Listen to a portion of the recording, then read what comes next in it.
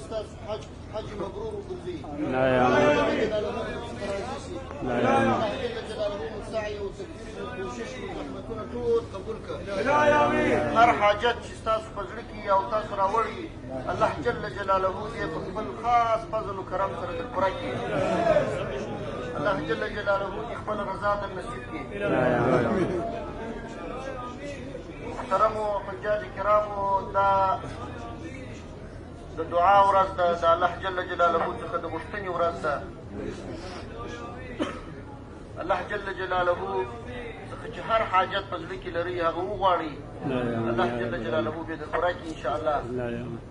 د خپلو ټولو مسلمانانو دپاره دعا کوئ، د خپل وطن دپاره دعا کوئ، د خپل نظام دپاره دعا کوئ، د خپلې کورنیو د خپلو ملګرو دپاره او خپلو امراو ته د اصلاح او هدایت دعا کوئ.